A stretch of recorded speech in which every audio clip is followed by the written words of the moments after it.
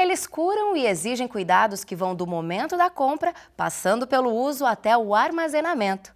Medicamentos é o assunto do Opção Saúde que começa agora.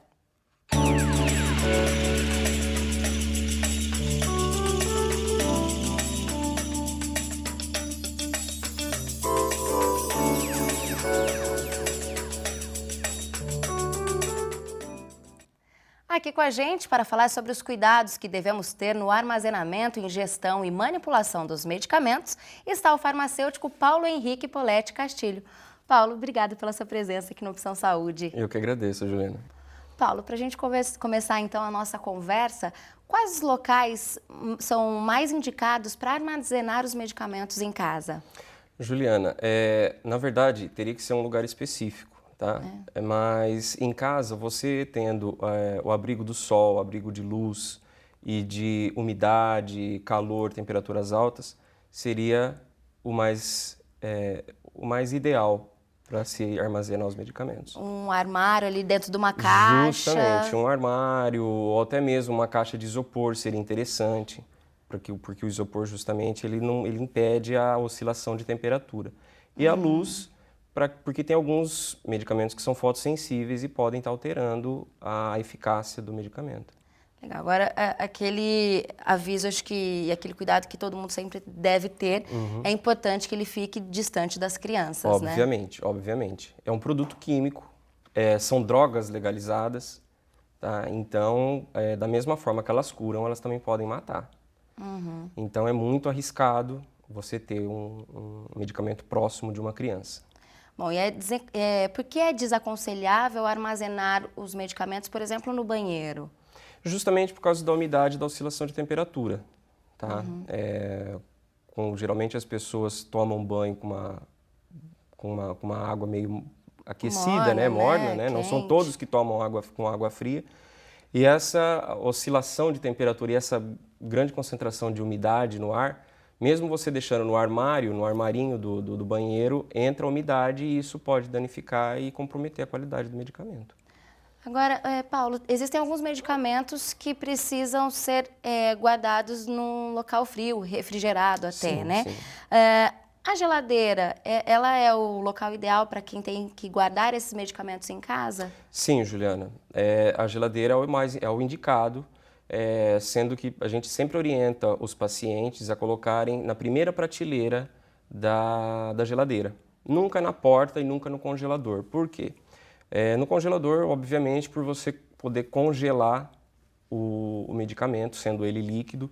Tá? Pode prejudicar o efeito. Justamente. Você perde aí a qualidade do medicamento, você pode alterar a composição do medicamento. E na porta da geladeira você tem a oscilação de temperaturas, né? Vamos dar um exemplo, é como se fosse na parte de alimentos os ovos que saíram da porta, que antigamente eram colocados na porta da geladeira e foram para dentro da geladeira, para que não tivesse essa oscilação de temperatura. Se abre, fecha, isso entra a temperatura quente e sai, dá essa alteração no medicamento. Legal. Agora, muitas pessoas, quando vão viajar, trocam o medicamento de embalagem. Isso é recomendável? Pode ter algum problema? Olha, Juliana, não é recomendado, tá? Porque cada embalagem ela é própria para cada medicamento. Tanto que você tem alguns medicamentos, o vidro líquido, principalmente, você tem o vidro âmbar e tem alguns frascos que são vidro normal mesmo.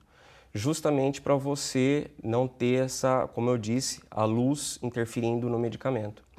Então, você trocar um medicamento de embalagem não é aconselhável, entendeu? Por exemplo, se você colocar numa embalagem plástica um medicamento, um líquido, esse plástico ele pode reter alguma medicação que pode estar interferindo na outra e interagir com a outra medicação e alterar o efeito. Entendi. É bom tomar esse cuidado, né? Fica a dica. Justamente. Agora, algumas pessoas precisam tomar vários medicamentos, né, durante o dia. Sim, claro. Faz mal tomar muitos remédios de uma só vez? Na verdade, Juliana, assim, o que a gente orienta é que o paciente ele divida um pouco essa medicação, ele alterne os horários um pouco. para que você não agrida a mucosa do estômago, o próprio esôfago, porque se você tem algumas drogas que são ácidas, tem alguns medicamentos que são ácidos, e isso pode prejudicar a mucosa do esôfago, causando alguma patologia. Então seria interessante você alternar esses horários de administração de medicamento. Bom, no próximo bloco, você aí de casa confere dúvidas frequentes na ingestão e também no descarte dos medicamentos. O Opção Saúde vai para um rápido intervalo, mas já volta.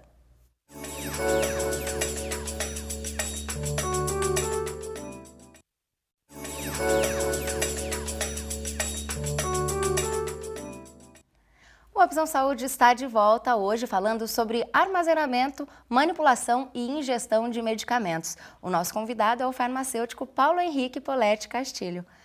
Paulo, uma mania comum até, e às vezes recomendado pelos médicos, é partir o medicamento ao meio, né? Tomar apenas a metade. Qualquer medicamento pode ser feito esse procedimento ou só aqueles que têm aquela marquinha ali que pode ser dividido? Olha, Juliana, na verdade, esses medicamentos, eles se for seguir a risca mesmo, eles não poderiam ser fracionados, seccionados. Por quê?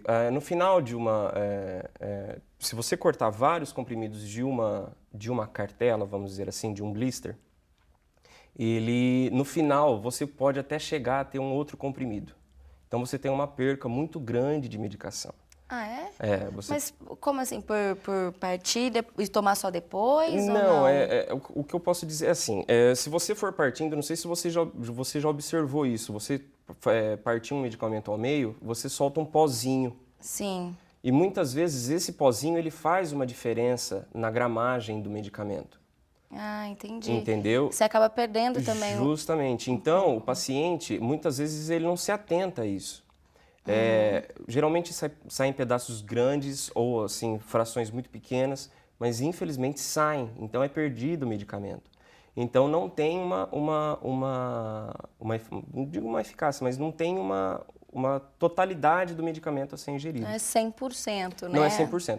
Faz efeito? Faz efeito.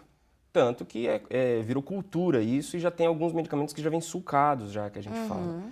Mas, particularmente, eu oriento os meus pacientes, oriento os pacientes que vão à farmácia, que não fracionem o medicamento, a não ser por uma ordem médica, que aí é o médico que está mais, vamos dizer assim, a par do que o paciente está ingerindo aí no caso, né? De repente é um medicamento que não tenha na quantidade menor, né? De repente, então só se for necessário e indicado pelo médico, né? Porque tem cápsulas, por exemplo, que nem tem como dividir, né? Não tem remédios que não... Não tem como. Você perde medicação querendo ou não. Você perde medicação.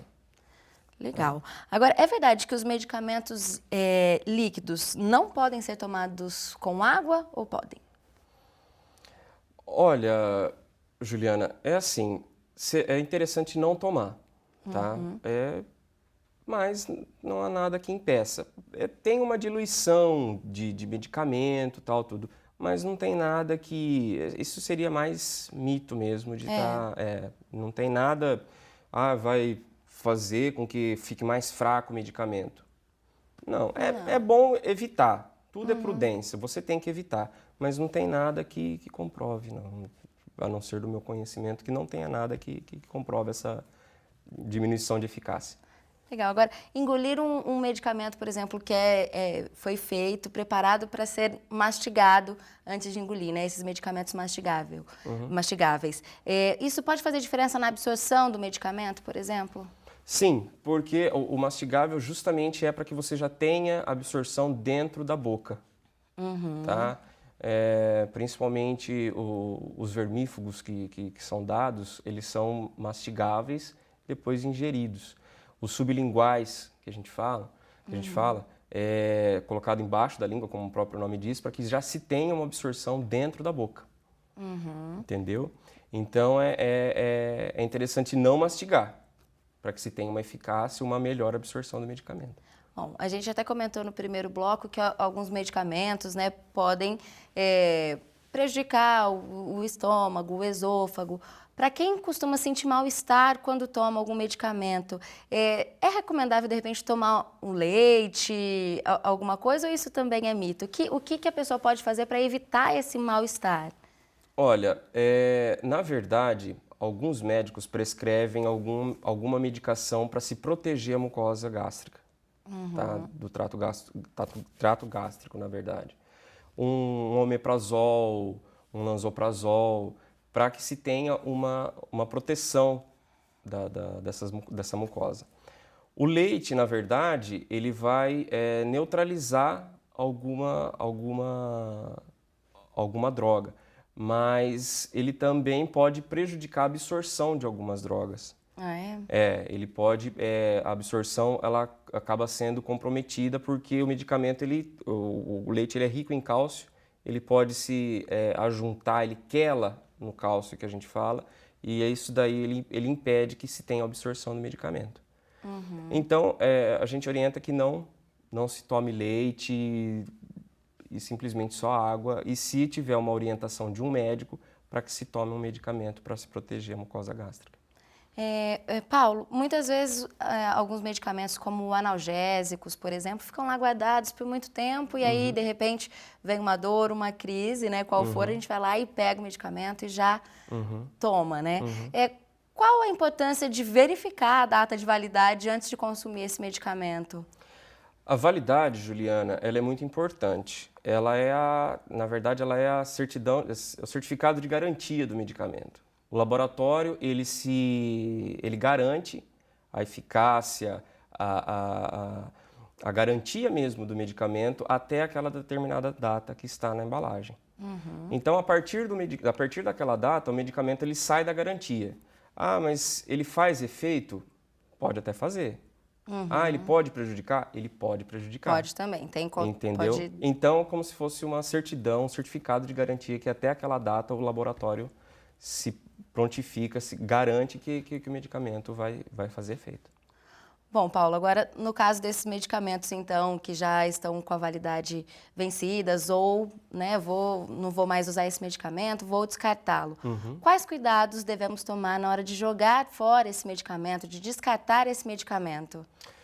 Olha, Juliana, tem algumas drogarias que elas podem estar recebendo esses medicamentos vencidos, que são os descartes que a gente fala, né?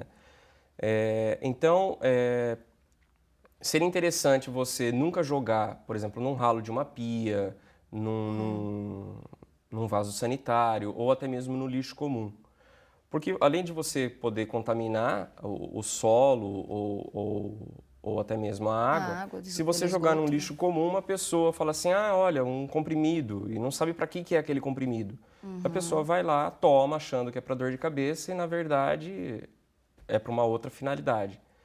Então, você tem, no caso, a vigilância sanitária pode estar também recebendo esses medicamentos, né, para estar descartando e incinerando esses medicamentos. Bacana. Bom, e no próximo bloco você confere dicas importantes para o sucesso do tratamento medicamentoso. É daqui a pouco aqui no Opção Saúde.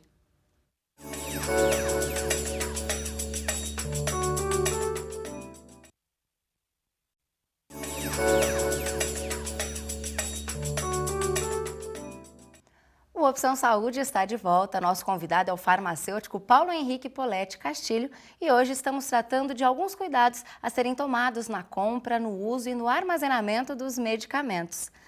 Paulo, muitas pessoas têm o hábito de se automedicar. Fala um pouquinho pra gente quais os problemas, quais os males que isso pode trazer à pessoa. Juliana, como eu disse o bloco passado, no descarte do medicamento, que alguma pessoa pode pegar um comprimido e ingerir sem saber o porquê, para que serve aquele medicamento. Então, muitas vezes a pessoa toma alguma medicação achando que vai fazer um efeito e acaba fazendo outro. No caso, vamos pegar aí o caso mais específico, que é a dengue.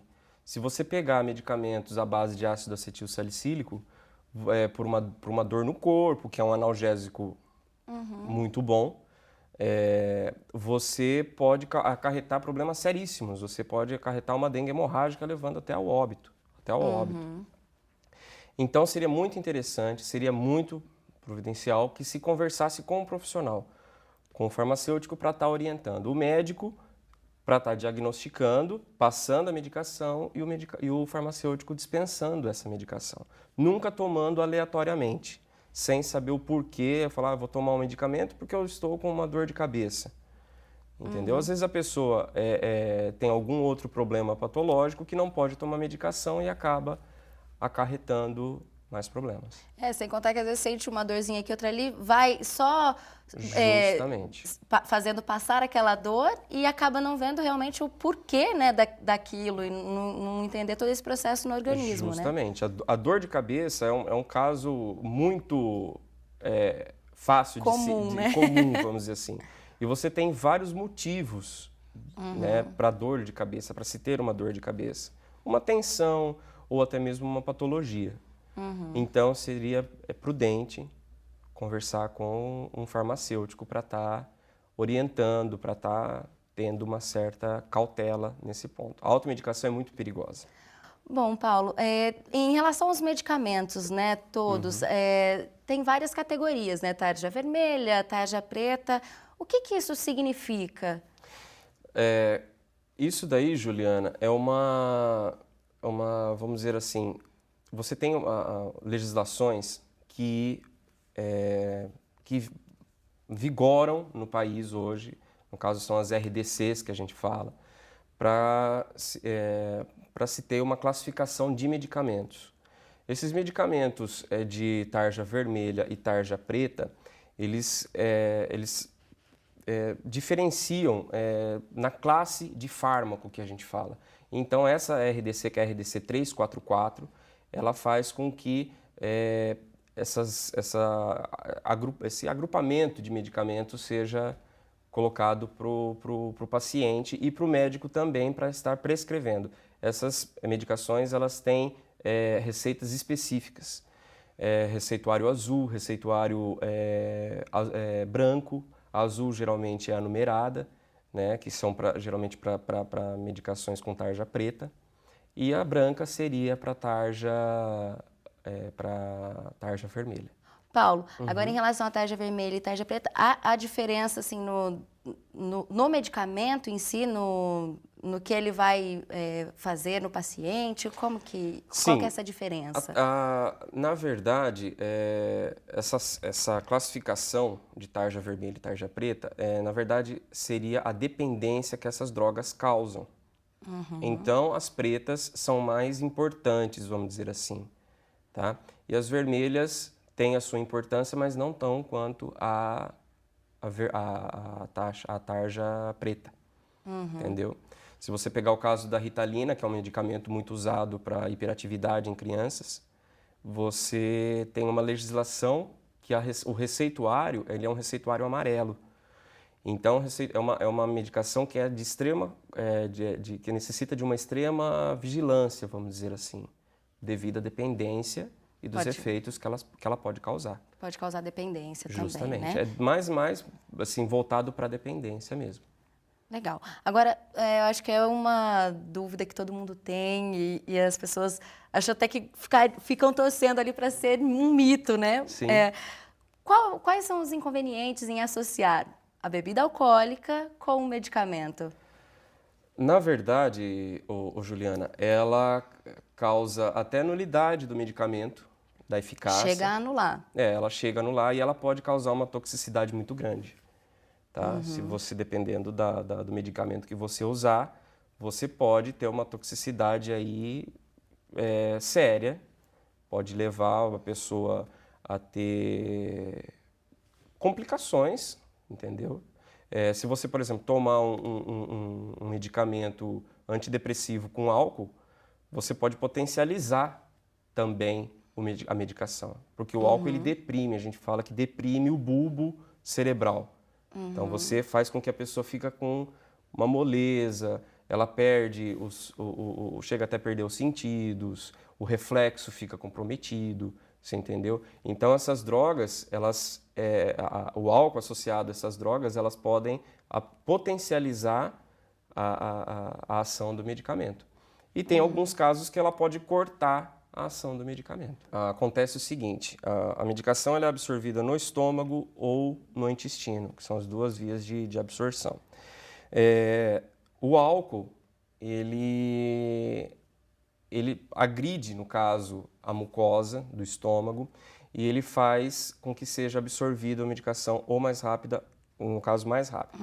Alguns medicamentos que podem causar toxicidade, o álcool ele é transformado, ele é metabolizado, entendeu? E ele faz com que aconteça a intoxicação. No fígado, como você mesmo falou, ele é absorvido no fígado. Na verdade, ele não é que ele é absorvido no fígado, ele é metabolizado no fígado. Tá? Então, ele pode ter essa mudança na composição química do álcool, na cadeia do álcool, e fazer com que, na cadeia do medicamento, na verdade, podendo causar uma toxicidade, podendo causar nulidade ou a potência na absorção do medicamento. Paulo, agora outro fator que interfere na absorção do medicamento é a interação medicamentosa. Explica pra gente o que é isso. Na verdade, acontece o seguinte, esse medicamento A, vamos dizer assim, com o B, ele pode ter uma reação cruzada, vamos dizer assim, porque, como eu disse antes, o medicamento é um produto químico.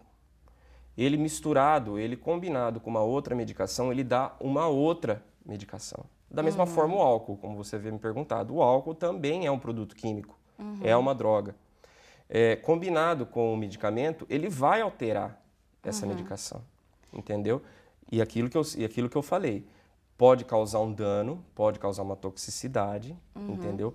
Pode levar, em certos casos, a óbito, ou simplesmente causar uma nulidade na eficácia do medicamento. Então, essa interação medicamentosa é tomar 2 medicamentos? Sim, por exemplo, isso no caso de uma automedicação, por exemplo. Eu tô com dor de estômago e tô com dor de cabeça, um exemplo.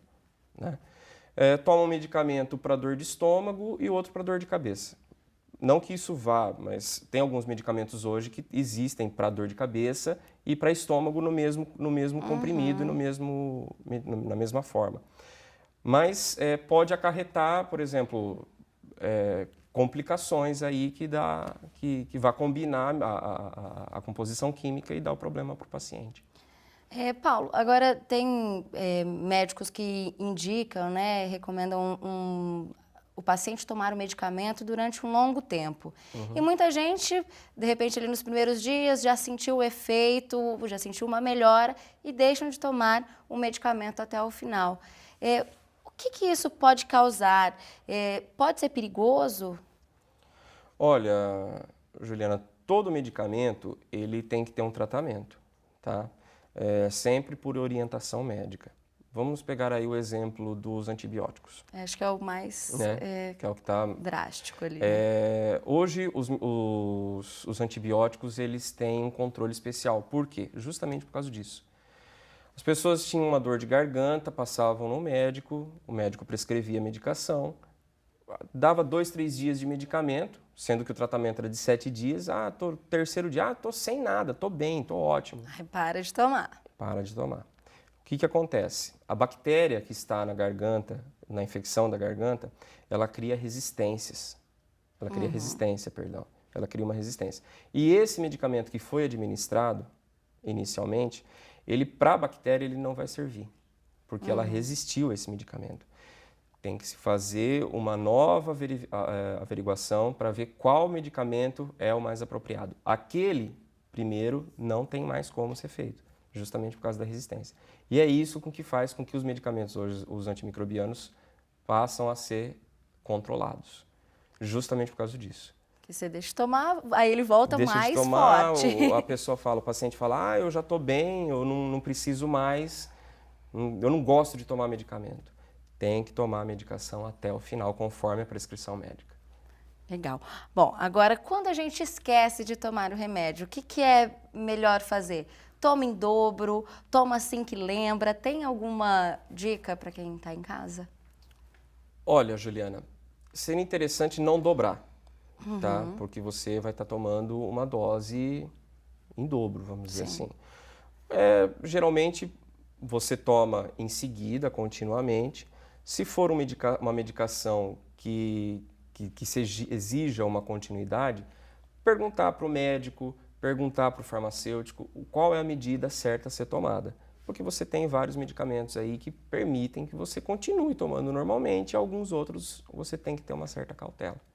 Então, nesse caso, de repente, é até bom dar uma ligadinha, Isso, confirmar liga para o certinho. médico, conversa com o médico, fala, olha, doutor, olha, eu esqueci de tomar o medicamento hoje, o que eu faço? Eu tomo, não tomo? Paro com o tratamento, continuo e por aí vai.